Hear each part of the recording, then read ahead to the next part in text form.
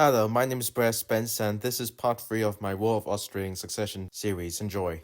Kievan launched his winter offensive and defeated the Bavarians at the Battle of Schiereding, then surrounded the French at Linz, forcing the French to surrender.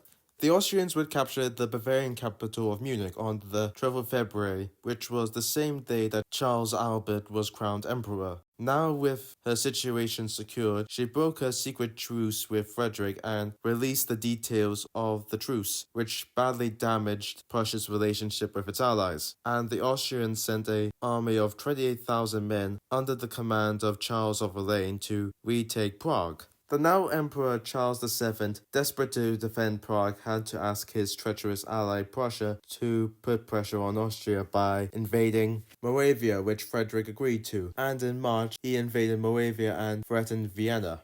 On the 16th of May, Charles Lorraine's cavalry engaged the Prussian cavalry, with the Prussian commander Leopold of Anhalt-Dessau realizing that he was facing the main Austrian army and rushed to get closer to Frederick. Leopold's exhausted army stopped at a small village of Chosewitz, with Frederick instructing him to deploy south of the village, with the infantry facing southeast, with the cavalry protecting their flanks. When Charles Lorraine arrived, he wanted to attack the Prussians before Frederick arrived, but was not ready to attack until 7 a.m. When the Austrians advanced, under the cover of their artillery, not knowing that Frederick had arrived on the field at 8 a.m., and seeing the Austrians advancing, he ordered the cavalry to charge the Austrian cavalry while he organized his infantry.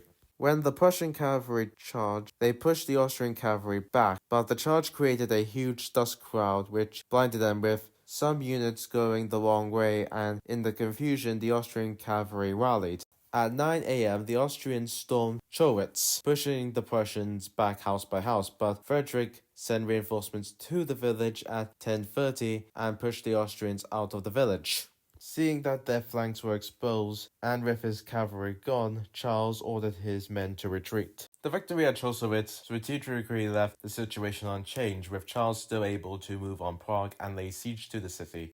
Austria, knowing they couldn't defeat Frederick, decided to make peace with him, which suited Frederick, who was short on cash and men, but he also believed that the French were preparing a separate peace with Austria, due to France now focusing on the Austrian Netherlands, and not aiding him during the conflict.